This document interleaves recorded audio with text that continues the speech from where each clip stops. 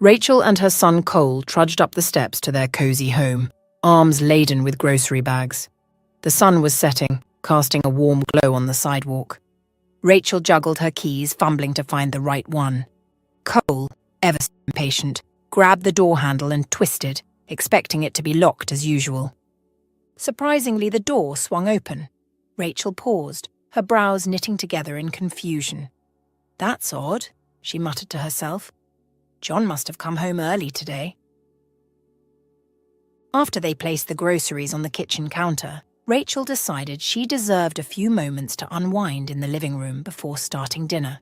However, as she stepped into the room, her steps faltered. There on the sofa sat her husband John, but he wasn't alone. Beside him was a woman Rachel had never seen before, their quiet giggles filling the room. Rachel's heart skipped a beat, her mind racing. "Excuse me," she managed to say, her voice steady despite the shock. "What the heck is going on here?" The mysterious woman looked up, a smile playing on her lips, barely concealing a laugh, but there was a smugness to it that Rachel didn't like. John, however, remained seated, his expression unreadable. A storm of emotions raged inside Rachel. Her heart pounded fiercely, a sensation she hadn't felt before. She stood there, waiting for an explanation, hoping against hope this was some bizarre prank. Time seemed to stretch on forever as she waited for John to react. Finally, he stood, his face serious, meeting Rachel's eyes squarely. The look on his face confirmed her fears. This was no joke. Rachel stood frozen, her eyes locked on John as he introduced the woman sitting next to him with a casualness that stung her deeply. "Rachel, this is my girlfriend, Nicole. Nicole, this is my soon ex-wife, Rachel," John said, his voice devoid of any emotion. Rachel's mind reeled, unable to grasp the full scope of what was happening. "Wait, I don't get it. So you're telling me you brought your girlfriend to our house?" she began, her voice trembling with disbelief and hurt. John interrupted sharply. "My house, Rachel, it's my house, and look, I've tried working it out and clearly it failed. I'm sorry, but we have to move on," he declared, his smile forced and empty. The words hit Rachel like a physical blow. Her heart raced painfully, the shock of his betrayal feeling as devastating as losing a beloved family member. She struggled to understand how everything had changed so quickly. Just yesterday they were laughing together, sharing moments of joy. Confusion clouded her thoughts. "How long has this been going on?" she managed to ask, her voice a mix of anger and sorrow. John sighed heavily, his expression turning sour as he faced Rachel's questioning. "It's been happening on the side," he admitted reluctantly. "Why didn't you tell me?" Rachel pressed, needing answers, her voice rising with each word. John's irritation grew visible. He shifted uncomfortably, clearly not liking the direction of the conversation. "Rachel, this isn't the time or place to discuss this," he said dismissively, trying to end the conversation. Rachel tried to speak, her voice wavering with emotion. "Who is she? And how can you just stand there unaffected?" she asked, her eyes darting between John and the woman beside him. Nicole opened her mouth to respond, but before she could get a word out, John intervened.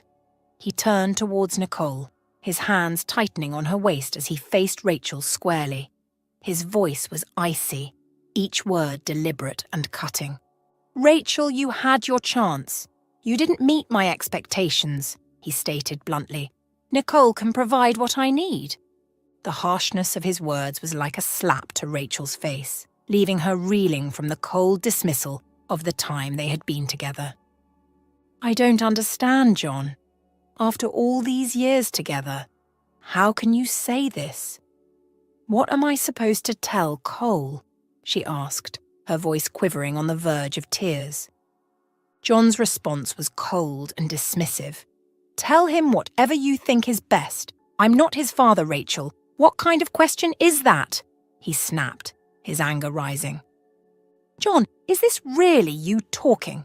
Can you hear what you're saying?" Rachel pleaded, tears already spilling down her cheeks. John closed his eyes, a gesture of annoyance. "Oh, come on, Rachel. Are you trying to make me feel guilty about Cole now? He's not my blood. He was never going to be my son. How can you be so naive?" he retorted harshly. Rachel stood there sobbing quietly, her head bowed in despair. "I have no interest in your life anymore. Do me a favour, will you?" John paused, glancing past Rachel. Unseen by them until now, 7-year-old Cole had overheard everything. As Rachel turned, she saw her son peeking around the corner. His attempt to smile did little to mask the tears brimming in his eyes. "Baby." Rachel's voice broke as he walked into her arms. "I'm so sorry, baby." John cleared his throat loudly, interrupting the tender moment. "Sorry to cut into your emotional moment, but you need to pack your bags now." Rachel looked up at John through her tears, stunned. "What do you mean, John? We have nowhere else to go. Can't you give us some time?" she implored, her embrace tightening around her son. "This is over, Rachel. If you put in some effort, perhaps you could find a place to go, like that old shack you've inherited." Rachel gasped softly, taking a step back as the gears in her head began to work their way. It became clearer at that point what the man before her was all about. Without a word said, she turned on her heels, holding her son's hand as she made her way to the bedroom that they shared. "Go gather your things, Cole." "Where would we go, Mum?" Cole asked with a smile, but his eyes were in tears. Rachel swallowed, looking away from the boy staring innocently at her. "We will be fine, baby. Just go get your things." As soon as she heard the soft click of the door, she crumbled to the ground. It all looked like a nightmare that she couldn't even wake up from. She lay there sobbing and remembering how it all started. It was hard for her to even remarry after the death of her first husband. No man seemed to come near to treating her right until John came along. It was a warm summer evening, and she was attending a mutual friend's birthday party. She was initially hesitant to go because of Cole, but her friend's persistent nudging finally won her over. He was the first person she spotted as she walked into the garden. He was tall, dark-haired, and had piercing blue eyes that seemed to see right through her. As if he knew she was watching him, he walked up to her, with a smile on his face. John was charming and witty, making her laugh with ease for the first time in a year and a half. She remembered the way her heart skipped a beat when he took her hand, the way his smile made her feel like she was home to him. They danced under the stars that evening, swaying gently to the music as their eyes were locked on each other. It was as if time stood still, and all that mattered was two of them.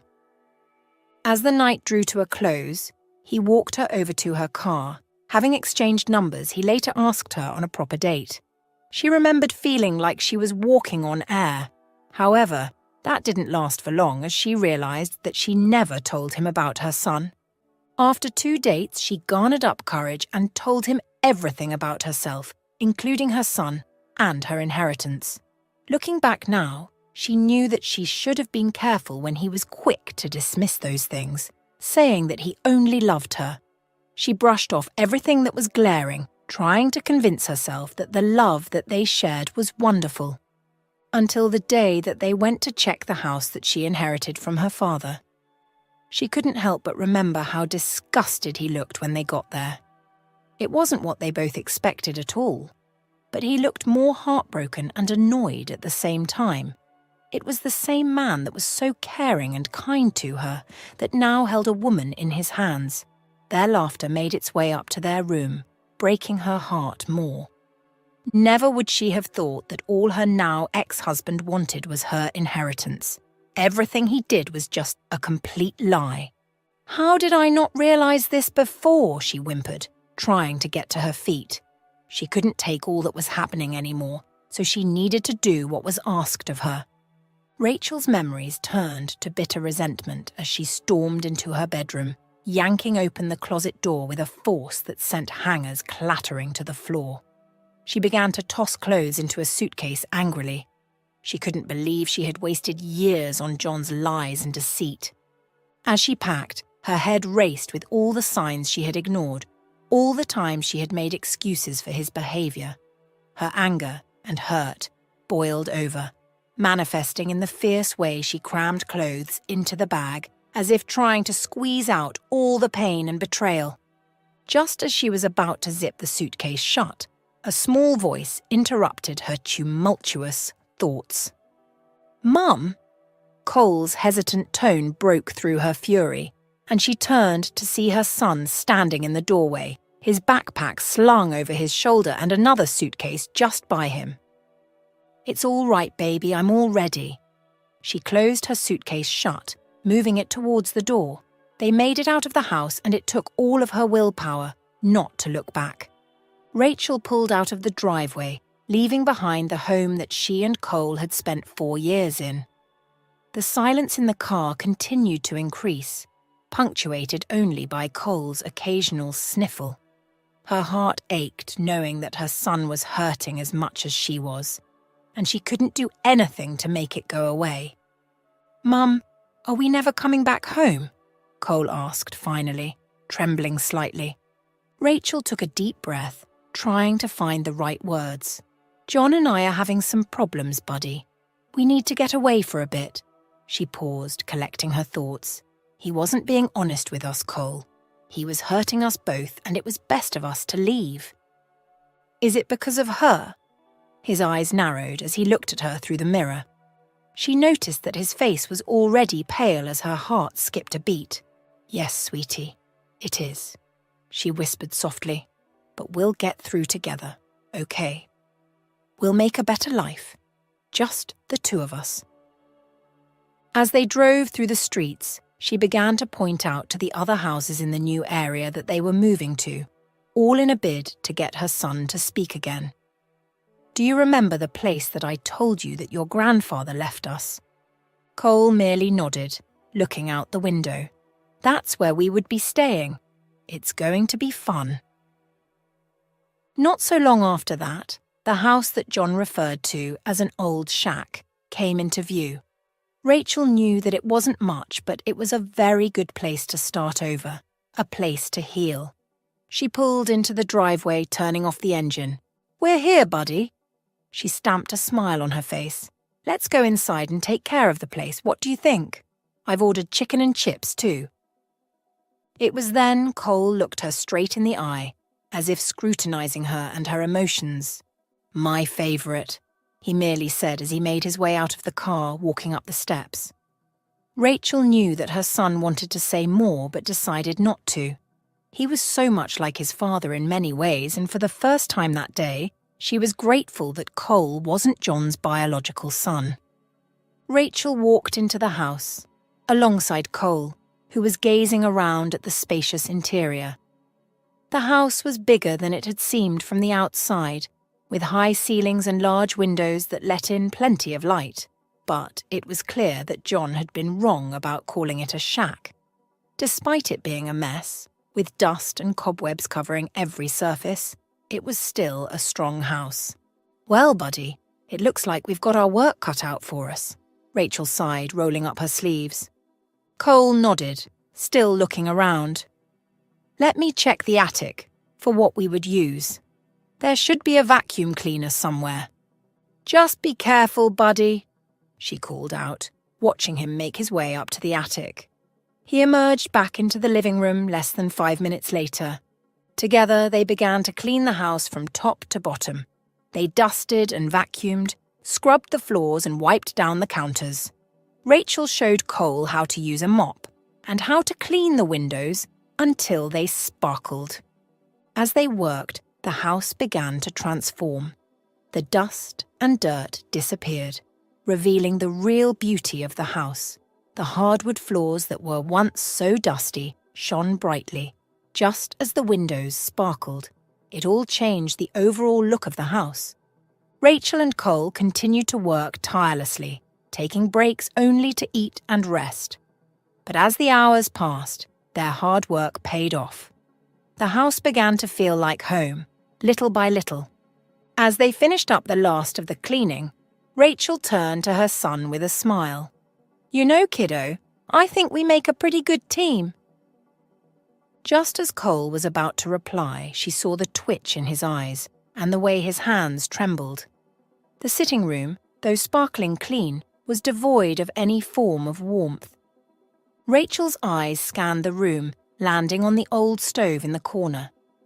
She remembered seeing some discarded wood planks in the backyard and decided to try and use them for firewood. But as she struggled to break them into smaller pieces, she realized it wasn't going to be easy. "Why don't we go see if we can get an axe from our neighbors?" She held her hands tightly, trying to keep herself warm like her son was also trying to do.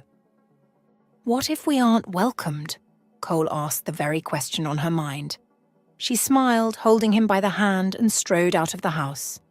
They made their way to the neighbor's house, hoping against hope that they might have an axe or something she could use.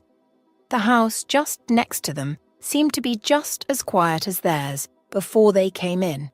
Rachel really hoped that the people here would be kind-hearted to help them out. Cole has seen enough heart-wrenching things just in a day. She wasn't ready for that to still continue. They stood before the door of the big house, painted in a beautiful shade of ash. Sucking up courage, she finally knocked on the door, awaiting someone to respond, but seconds flew by and no one answered. Cole shared a glance with his mother before knocking again, a bit more louder this time.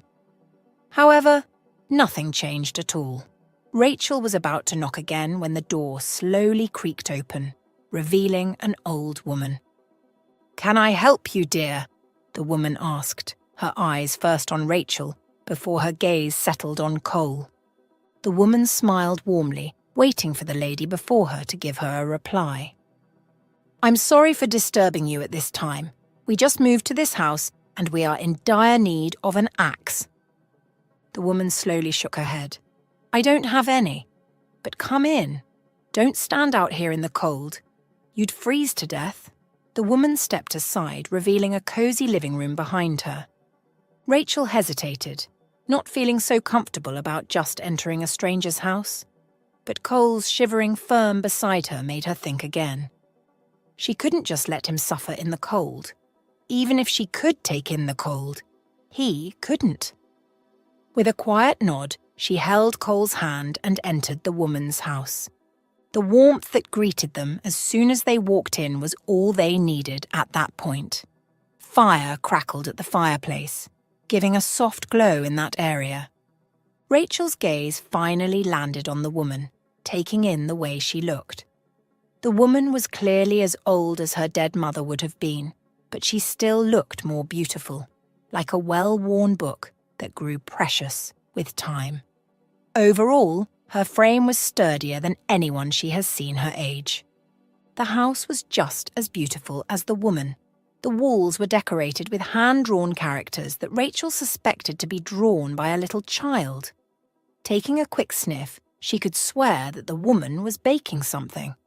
Rachel felt a pang of envy, wishing her home could be as welcoming. As they settled by the fireside, the woman handed them cups. Hers was filled with steaming tea, and Cole's was hot chocolate, his favourite. "I'm Elaine. I didn't get your name earlier." Rachel gasped, a bit embarrassed. "Forgive my manners. I'm Rachel and this is my son, Cole." She took a glance at her son, who was busy with his hot chocolate. "Ah, you must be quite cautious, Rachel. Don't worry, I don't bite." Rachel's cheeks flushed, but she didn't deny it. Elaine leaned forward. "Tell me, what brings you to this old house? I thought it was abandoned after no one came to check on it." Her gaze dropped as she sipped the tea. It wasn't abandoned. She said nothing more, even though she perceived that Elaine wanted to hear more. "Ah, I see. Well, it's clear you're not just passing through. You're staying, at least for a little while." Rachel nodded. feeling a sense of relief wash over her. She was beginning to think that Elaine would press on with the questions. However, there was something about Elaine that put her at ease, despite her initial reservations. Her mind wandered to the scenes that happened earlier that day, and she couldn't help but wonder what John was doing now. What she was sure about, though, was that he wasn't in the same situation as they were. He was probably in bed with the new chick he used to replace her. She couldn't help the sad smile that formed on her face. It was far better than crying again. She didn't notice Ilara's attempts to get her attention, too caught up in her own thoughts. It wasn't until Elaine's gentle touch on her arm that she snapped back to reality. "Rachel, dear, I was calling your name," Elaine smiled softly. "I have spare rooms upstairs and you're both welcome to stay the night. In the morning, I'll call someone to come and do the repairs on your house." Rachel's instincts kicked in, and she shook her head. "No, Elaine, you've done enough already. We can't impose on you like that." "Nonsense, child. You're not imposing. I want to help. And besides, it's not safe for you to go back to that cold, dark house tonight." Rachel hesitated, surprised at the offer that Elaine threw to her, but she didn't want to be a burden. "Really, Elaine, we'll be fine. We can—" Elaine's hand on her arm stopped her. "Rachel, listen to me. You're not going back to that house tonight. You're going to stay here, where it's warm and safe. And in the morning, we'll get your house fixed up, and you can go back to your life. But for now, just accept my help, okay?" Rachel's resistance crumbled under her persistence, seeing that Elaine wasn't about to allow no for an answer. "Okay. Thank you, Elaine." Rachel bundled up and headed back to her house, surprised by how cold it was, suddenly. She quickly gathered some essentials, clothes, toiletries, and Cole's blanket, and returned to Elaine's house. As she entered, she spotted Cole fast asleep on the couch, his tiny chest rising and falling with each breath. Elaine smiled and nodded towards the stairs. "Let me show you the rooms." Rachel followed, carrying Cole as her eyes adjusted to the dimness of the upstairs hallway. The same decorations on the living room walls were taken a step further in the hallway. This time, it looked more mature. Elaine showed her 2 rooms just by each other.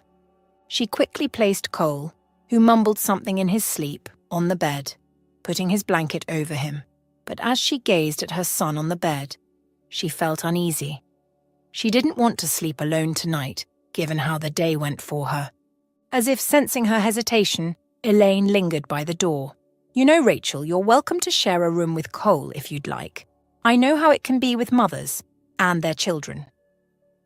Rachel's eyes met Elaine's, wondering if she was so easy to read or Elaine just had that sixth sense. "Thank you, Elaine. I think I'll do that." It was a few hours before Rachel was finally able to get some sleep, and before she finally let go of reality, tears dropped from her eyes, both in gratitude and shock. At least in all that happened, she didn't lose entirely. The next day, Rachel stood in the cold and poorly lit room, watching as Elaine's son Kevin examined the ancient furnace.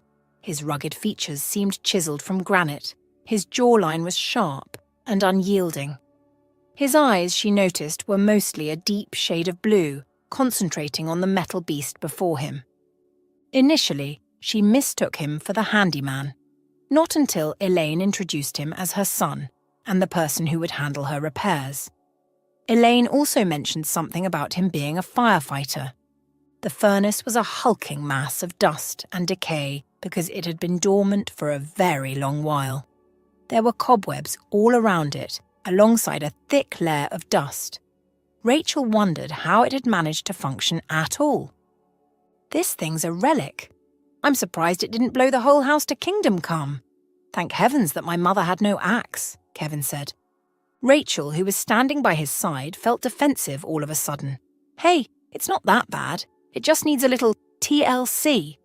TLC, this thing needs a miracle or a wrecking ball." He grunted, shaking his head. "Well, It's not like I had a choice. It came with the house." Kevin snorted, causing her to want to shout in frustration. Yeah, well, the previous owner probably wanted to get rid of it, along with the rest of this dump. Hey, this house has character, and it's not a dump. Her eyes bored deep into the back of his head. If looks could kill, he would have been gone a long time. Character? You mean like the leaky roof and the creaky floors? Yeah, real charming. Elaine cleared her throat loudly, interrupting the duo. Kevin, dear, that's enough. Rachel, why don't you go help me with some lunch? Cole will be home soon, and you haven't gotten groceries yet. Without another word, Rachel calmed herself down, knowing it was too childish of her to throw a tantrum. But just as she stepped out of the house, she could swear that he muttered something annoying about her. How could she have known that the person that Elaine said would help her out was the woman's 35-year-old son? He was just 5 years older than her, yet he seemed much bigger and ridiculously handsome. He was quite annoying, all right. It wasn't worth her time, though. Elaine was already doing her more than a favour by allowing her to stay, having a roof over her head and that of her son. If not for Elaine, she couldn't imagine how she would have prepped herself to wake up Cole and get him ready for school in a house that needed multiple repairs. Cole was becoming a big boy, little by little. He told her this morning with his chin raised high that he could take care of himself in the bathroom. 3 years ago, he was the one who would cry, waiting for her to do that. Rachel entered the warm kitchen, allowing the aroma of freshly baked bread to envelope her. Elaine stood at the counter putting some spice into what Rachel knew was stew. She joined her immediately, wanting to be of use, for once. "I grew up an only child, Rachel," Elaine started to say as she turned to the window side, where she could comfortably see Rachel's house from. "My parents were older, and they lavished all their love and attention on me. But sometimes I felt so lonely. I longed for a sibling to share my secrets with, to play with, to fight with." Rachel's hands paused, wondering what prompted Elaine to start talking about her childhood out of the blue. But then I met my husband, and he became my everything. We had Kevin, and our little family was complete. Or so we thought. We wanted more children, but life had other plans. My husband passed away and I was left alone with only Kevin to care for. It broke my heart, Rachel, to think that I'd never get to experience the joy of motherhood again. Rachel could relate a bit to what Elaine was saying. "I'm so sorry about that." "Oh, it's nothing. It's just that seeing the way you and Kevin acted earlier, it made me imagine what the house would have been like if I had another child." Just as she was about to speak, the kitchen door burst open and Cole strode in, his backpack slung over his shoulder with an excited grin on his face. "Hey, Mom, guess what? We did a science experiment today and it was so cool. We made a volcano erupt. And then in gym class, I scored a goal. Oh, and I forgot to tell you, I got an A on my math test." Elaine's face lit up immediately, and she enveloped Cole in a hug. "That's amazing, sweetie. I'm so proud of you." Kevin walked into the kitchen at that point as his nose twitched from him sniffing the air. He let out a sigh before his eyes landed on the bit whose eyes were fixated on him. A small smile played on his lips as he approached him. "Hey, little man." Cole's eyes widened slowly as he took in Kevin's imposing figure. "Whoa, you are huge." "Yeah, I get that a lot," Kevin chuckled, shrugging at his statement. Rachel moved closer to her son, holding him by the shoulders. "Cole, that's not a polite thing to say," apologized to Kevin. Cole's face flushed, and he looked down at his feet. "Sorry, Kevin." "No worries, little man. I'm used to it." Rachel smiled, her eyes meeting Kevin's in a brief moment of understanding. "Well, let's get some lunch, shall we? Cole, why don't you go wash your hands and we'll get started?" As Cole scampered off, Rachel turned to Kevin, apologetic. Sorry about that. He can be a bit enthusiastic sometimes. Like I said, I'm used to it.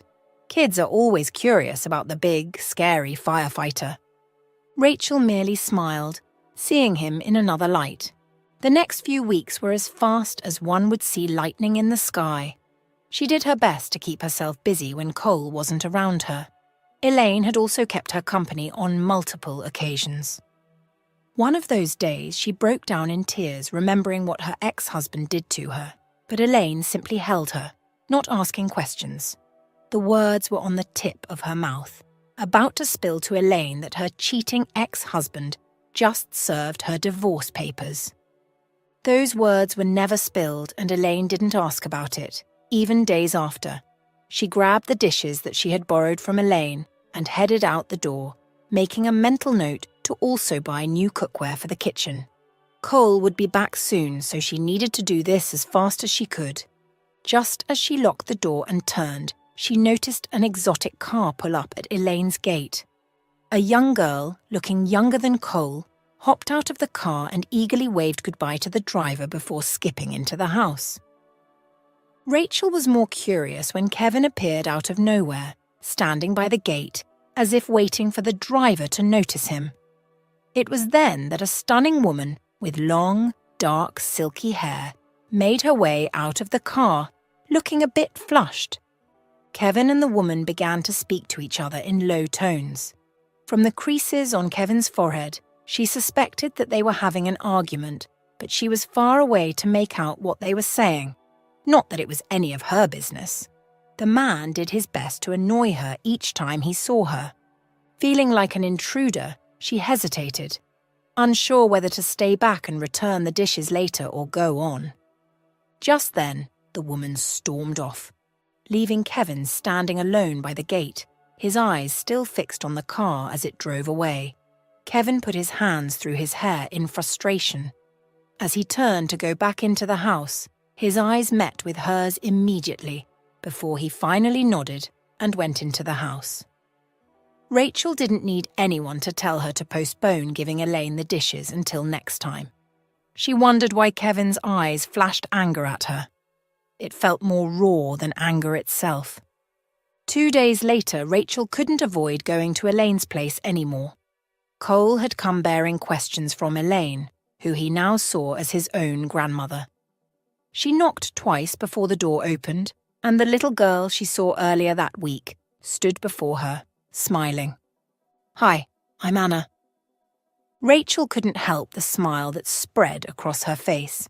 It was then she saw that Elaine was behind Anna. "I haven't seen you in a while. This is Anna, Kevin's daughter." Her smile froze as she processed the introduction Elaine just gave. Kevin's daughter. She hadn't expected that. That explained the uncanny resemblance between Kevin and his daughter. She had thought him to be mostly gruff and annoying, but now, realizing that he has a child, made her think him to be a softie. "Kevin's daughter," she blurted out as she stepped into the house, walking to the kitchen to place the dishes there. "That's right, my mini-me." Rachel turned to see Kevin standing in the doorway, looking at her amusingly. He was leaning against the frame with his arms crossed. "Wow, I didn't know you were a father." She looked away from his gaze. Kevin raised an eyebrow. "Yeah, well, I'm full of surprises." "Surprises my foot," she muttered to herself, walking up to him. "You are so gruff and intimidating. Believe it or not. Now, can you excuse me?" He put his hand over the doorpost, blocking her way. Gruff and intimidating? That's not exactly the kind of language I'd use to describe myself. "Well, you have to admit, you can be a bit scary sometimes." "Scary? Me? Never." She couldn't help but laugh, putting her hand over her mouth. "Oh, come on. You're like a big, tough firefighter. I'm sure you've got a soft spot somewhere in there. Don't go getting any ideas about me being soft, got it? I'm all tough and rough around the edges." "Yeah, right. That's why you have a daughter who looks so cute and just like you. You're a total softie, Kevin's face turned red and he looked away, muttering under his breath, "Shut up, Rachel." "What's the matter, firefighter? Can't handle a little teasing?" Elaine tapped her son on his arm, making him move aside, reluctantly. "Enough banter, you two. Kevin, why don't you take Rachel and Cole along to the park with Anna?" She didn't want to be alone. He started to say something but stopped midway. "I can take Cole, but—" "I understand. I'd just get him ready then." She used that opportunity to excuse herself from their midst and moved to the sitting room where Anna and Cole were drawing an object. "Sorry, Anna. I have to get Cole ready for the picnic. Just give—" Anna grinned wide, allowing Rachel to see some of her missing teeth. "You are coming?" She screamed loudly, jumping to her feet. "Rachel, I'm sorry. I didn't mean it that way." Holding Cole's hand, she smiled. "I know. I have other things to attend to while you guys are gone. Can you come with us, please? I know we started off quite roughly, but I really want to make it up to you." Kevin looked miserable enough for Rachel to have second thoughts. She wasn't really offended earlier by his words. It was only that he was quick to dismiss her not being there, which was no problem. "Are you sure you aren't doing all these because you can't handle two energetic and hyperactive kids all on your own?" She put her free hand on her waist, giving him a look. Kevin chuckled. Low at first, before it became louder. "I'd take that as a yes." The children screamed, excited. As Rachel climbed into the truck an hour later, she couldn't help but think about her ex-husband. He never would have taken the time to plan a picnic or play with the kids like Kevin was doing. She felt a bit sick in her stomach as she thought about everything that happened. She wasn't bothered much about it anymore. Months had passed and her son was now settled in school. Cole was really matured because he understood well what happened at the house. "Earth to Rachel," Kevin snapped his fingers, breaking into her thoughts. Rachel started looking over at him. "Oh, sorry, my mind was just somewhere else," she laughed awkwardly. Kevin raised an eyebrow, giving her a glance as he drove. "Everything okay? You looked a million miles away." Rachel hesitated, unsure if she should share her thoughts. "I'll tell you later when the kids aren't around." Kevin nodded gingerly, like she had just told him she'd give him the world. "Okay, deal." He turned on the music, and Rachel's eyes widened as she recognized the opening notes of Sweet Serenade by the band, Switchfoot. She couldn't help but squeal in excitement. "Oh my gosh, I love this song," she exclaimed. "I've seen them in concert like 5 times. I'm a total fangirl." "Who would have thought?" Rachel grinned, feeling a little self-conscious. "I used to play their CDs on repeat and dream about meeting John Foreman. I even had a Switchfoot poster on my bedroom wall." "Well, I'm glad I could bring back some fond memories for you." As the music continued to play, Rachel found herself feeling more and more at ease. She glanced over at Kevin, who was watching her with a warm smile. She had totally forgotten that their children were with them as she got lost in the music. At the park, they found a nice spot under a tree, and Kevin spread out a blanket. Rachel sat down, and Kevin joined her, while the children ran off to play. They watched as Cole and Anna chased each other around, laughing and shrieking with delight. As they sat there, Rachel asked Kevin about his job as a firefighter, and he told her everything he had experienced, even up to scaring her at a point. But it was all fun. It was with him that she could finally say that she was a writer, and that only one of her books had sold out. As they talked, they discovered they had more in common than they thought. Both were creative, both loved children, and both valued family above all else. The conversation flowed effortlessly, and before long, they realized it was time to eat. They unpacked the food, and the children joined them, eager to dig in. They sat down together, sharing the food that Elaine had packed up for them. The food in the picnic basket was more than just picnic food. It was everything. As they ate, Rachel noticed the way Kevin interacted with his daughter, the way he listened to her, and the way he made her feel special. She saw the love in his eyes and her heart melted. She realized that this tough, gruff man was different with his daughter. As they finished their meal, Kevin suggested a game of tag, and the children squealed with excitement. Rachel joined in, laughing and running around with the others. For the first time in a long time, she could laugh without feeling sad. As the sun dipped below the horizon, they made their way back to the car, exhausted but happy. Rachel turned to Kevin and sighed dramatically. "Thank you for today. I had a wonderful time." "Any time, Rachel. I'm glad you enjoyed it." The children were already asleep as soon as they got into the car, exhausted from playing. Kevin still played another of her favourite songs from the band. However, this time she stayed put, looking out the window as she thought of all the memories it brought. Her father had a hard time when she was a fangirl. He would lock her inside the room just so she can read, yet she jumped out the window, causing her father to worry all the time. Only if she could turn back the hands of time just to be in his embrace. She would cry, and he'd tell her one of his silly jokes to get on her nerves. The car suddenly stopped, causing Rachel to jerk forward. "Are we home already?" Kevin merely smiled, opening the side of the door and carrying Cole first. "Wait here. I'd put him in bed real quick."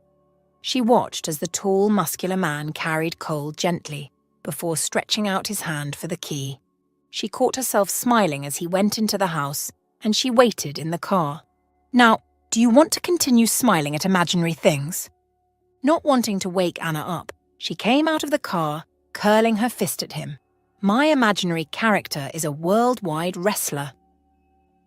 They both laughed together at what she had said. She gave him a smile as she went into the house too. As she was about to go inside, he shouted something, but she couldn't make out the words. It was until she had prepped for bed and put everything in place as she wanted, including a hot shower, that she realized what he said and gasped. "Don't get ahead of yourself, Rachel. Maybe you didn't hear him well, too," she whispered to herself, pulling the covers over her head, as if that would stop the thoughts in her head. It wasn't until her eyes closed, about to surrender to sleep, that she smiled, because Kevin had told her that she looked more beautiful. The following months came with frequent picnics and birthday parties, but Kevin didn't repeat what he had said that night, and she didn't bother to ask. It was of no use. One Thursday evening, she decided to drop by Elaine's place to catch up. She knocked on the door, but there was no answer. She tried calling out, "Elaine, are you there?" But only silence replied. Rachel's heart began to race as she tried the door handle and found it unlocked. She pushed open the door and called Elaine, hoping that no one broke into the house. She pulled out her phone and dialed Elaine's number. "Elaine, where are you? I'm at your house and no one's here," she rapped, trying to sound calm. Elaine's response was a sob. "Rachel, we're at St. Michael's Hospital. Anna, she's so sick." "What's happening? How sick is she?" Elaine's crying grew louder. "She needs a kidney transplant. The doctors, they say it's the only way to save her life." Rachel's world stopped. She felt like she'd been punched in the gut.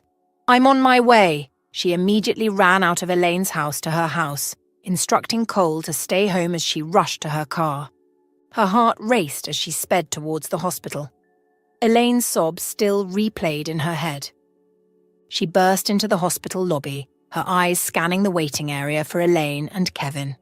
Spotting them huddled together, she rushed over, her heels clicking on the floor. "Elaine, what's happening?" Rachel asked softly. Elaine's tear-stained face lifted, her eyes pleading. "Rachel, Anna, she needs a kidney transplant. The doctors say it's the only way to save her life." Rachel's breath caught. A kidney transplant? The cost of such a surgery was astronomical. She knew that Elaine and Kevin couldn't afford it on their own. "How much time does she have?" she asked again as gears clicked in her head. The doctors say we have only a few weeks to raise the funds, Kevin, who had been quiet since, finally spoke. We've already started a fundraiser, but it's not enough. We're so short on time. They are saying it's going to cost around $500,000. Rachel's heart sank when she heard the numbers. The amount required was daunting, far beyond what could be realistically raised through a simple fundraiser. She knew she had to say something, anything, to bolster Elaine and Kevin's spirits in this overwhelming moment. Don't worry, we'll figure something out. I'll help you raise the funds. We'll make it happen. She held Elaine's hands tight. Rachel hated hospitals because of this kind of situation. In her time, there was no one to reach out to when her mother became sick. Her father did his best to gather funds, but it could do nothing to improve her health. However, Anna wasn't her mother. The girl would survive this. Her gaze strayed to Kevin, taking a good look at him for the first time that day. He looked weary, angry, and frustrated as he was lost in thought. She placed her hand on his knee, trying to reassure him. The only big problem was how they were going to get that large amount of money in a few weeks. Rachel did her best to mask her shock when they told her the exact amount, because doing that wouldn't do anyone good. She watched as Elaine began to make calls, hours later.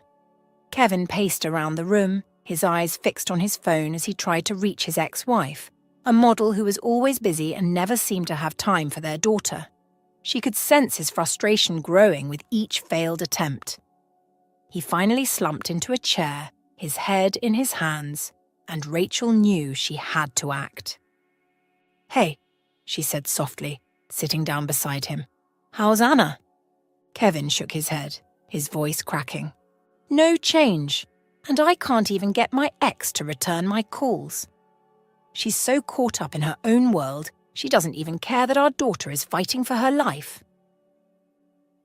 Rachel put a hand on his arm, trying to calm him down. "We'll figure something out, Kevin. We'll get through this together." But Kevin just shook his head, his eyes welling up with tears. "I don't know, Rachel. I just don't know." She wrapped her arms around Kevin, holding him tightly as he let out a sob. She held him for a few moments, letting him cry out his frustration and worry. Then she gently pulled back and looked him in the eye. "I'm going to go get Cole ready for bed, but I'll be back, okay? We'll face this together." Kevin nodded, his eyes still wet with tears, and she gave him a soft smile before standing up and heading out of the hospital room. Later that night, she tossed and turned in bed, unable to bring herself to sleep. She had rarely seen men cry in her life, so it was actually heart-wrenching when Kevin did. In fact, she understood him better. She would do the same if she were in his shoes. She finally drifted off to sleep, but it was fitful and restless.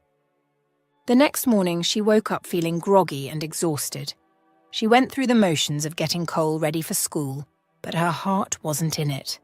She was preoccupied with thoughts of how to help Elaine and Kevin. As the days passed, Rachel's anxiety only grew. She visited Anna every day, but there was no improvement. The little girl lay in her hospital bed, her tiny body hooked up to machines and wires, her eyes sunken and her skin pale. Kevin and Elaine were always there, not allowing anything to go uncovered. A week went by and Rachel felt like she was in a nightmare she couldn't wake up from. Anna's condition remained unchanged, and the medical bills were piling up. Rachel knew she had to do something, but she didn't know what. And that made her so miserable, eventually. The next morning, Rachel began to clean out the attic, trying to pass time.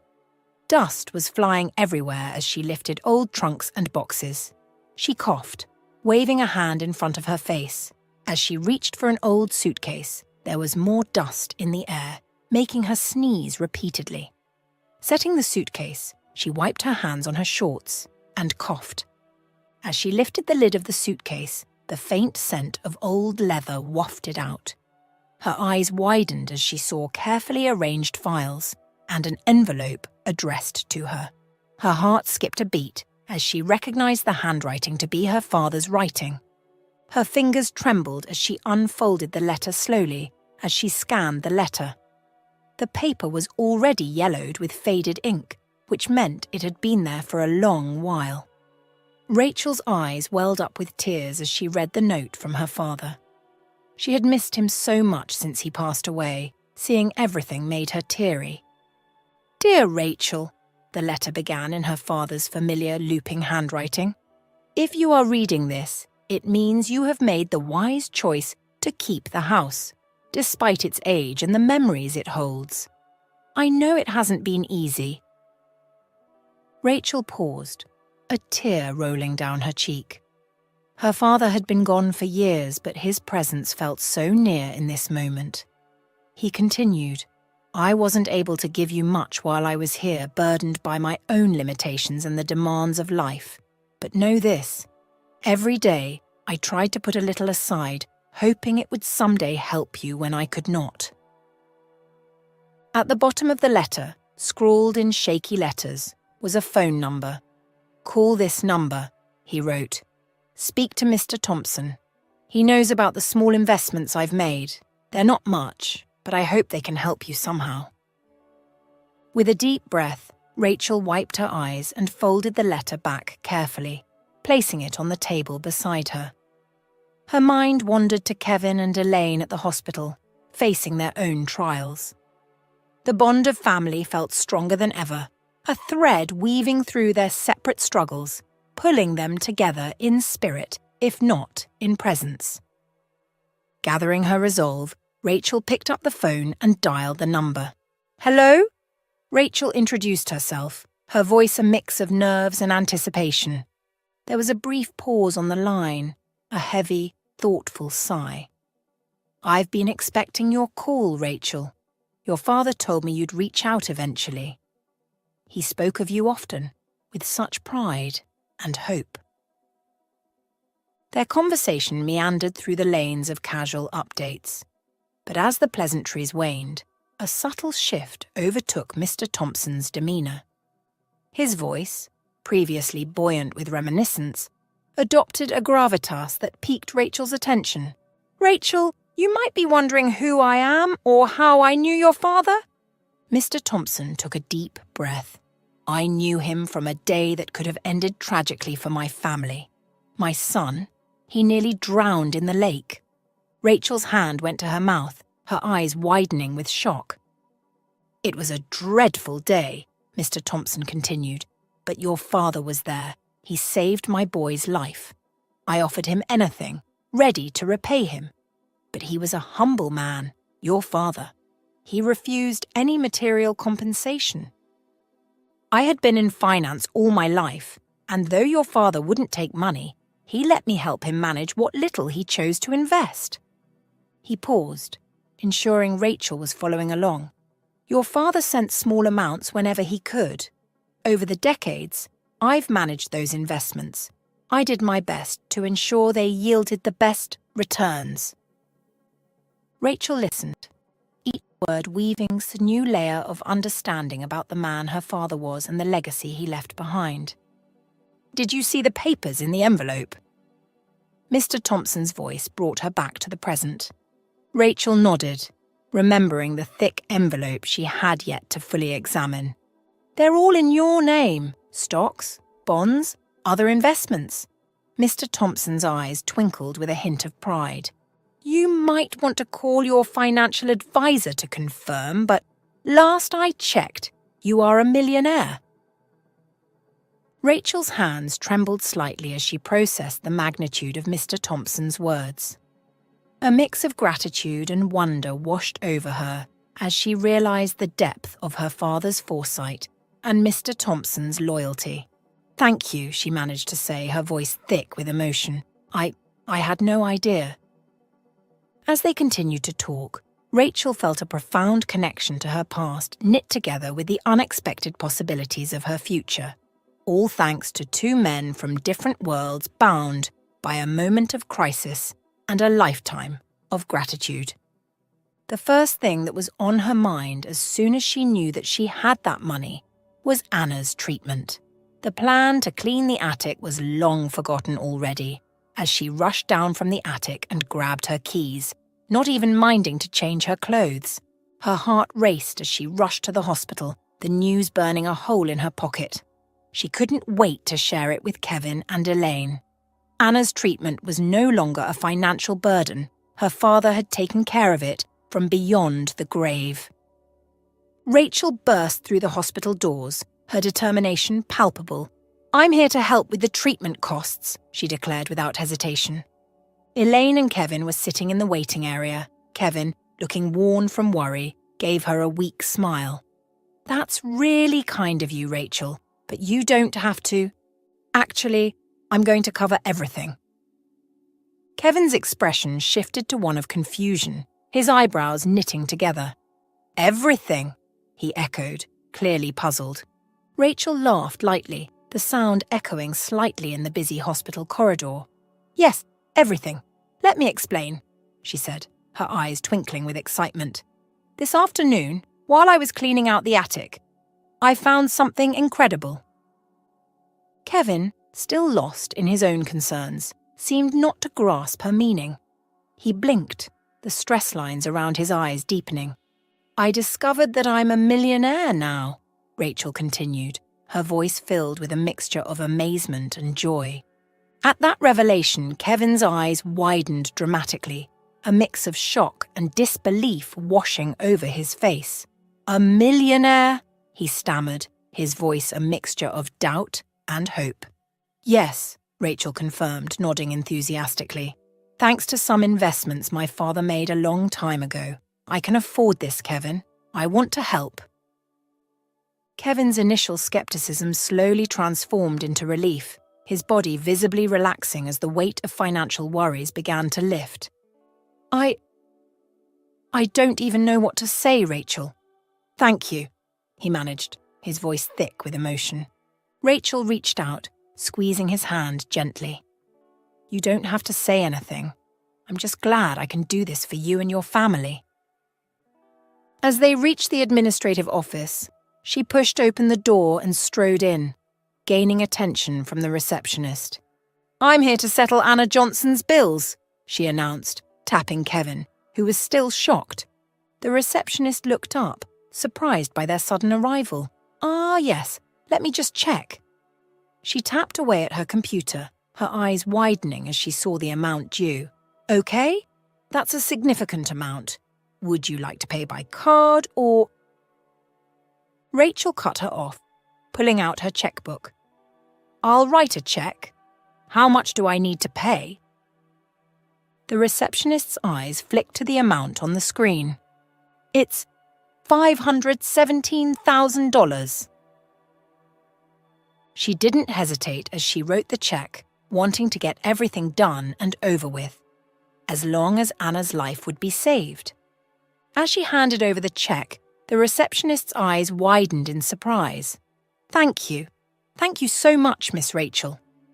She quickly processed the payment, her fingers flying across the keyboard. Within minutes, the bills were settled, and Anna's treatment was secured. It was then that she could finally relax, as tears threatened to fall from her eyes. "It's done," she whispered. Kevin enveloped her in a tight hug, not minding where they were. "Thank you, Rachel," he whispered into her ear, still holding her tight. "Thank you for saving Anna's life." As the days passed, Anna's health began to flourish. Her treatment was aggressive but effective, and she slowly started to regain her strength. Her smile returned, bringing everyone relief. Rachel visited her every day alongside Cole, watching with joy as Anna's progress blossomed. Kevin was always by her side, and they sat together, holding Anna's hands. Cole was always telling her that he wanted to go see Anna. He would carry all her favourite toys and would sit patiently when she was sleeping. It was only sleep that could remove him from being in the room. One of those days, as Anna slept peacefully, Kevin turned to Rachel. "You did this. You saved her life." His eyes told her more than he even said. He had always thanked her since that day and was persistent on paying her back, one way or the other. The day Anna was finally free to go home was a celebration day. Elaine, Kevin, Cole, Anna and herself all went to get chicken and chips, which was Anna's favourite. "Thank you, Rachel. I never thought I'd be here by this time, smiling this way. I'm always in your debt." Elaine smiled, holding Rachel's hand as the kids were arguing about football with Kevin. "I was in your debt first, Elaine. You took my son and I in, like we were your own children." She squeezed her hand, smiling too, as she brought her attention back to everyone and noticed that Kevin had been staring at her the whole time. Rachel gazed into the store window, lost in thought. Her eyes wandered to the diamond ring on her finger, and a soft smile spread across her face.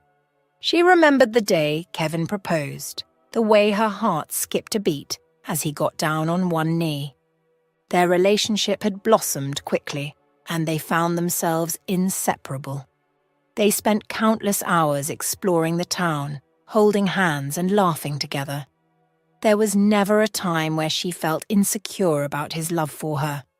He was rather the one skeptical, not wanting to make it seem like he wanted her for money, just like her ex-husband. As they stood before the altar, exchanging vows, Rachel knew she had found her soulmate.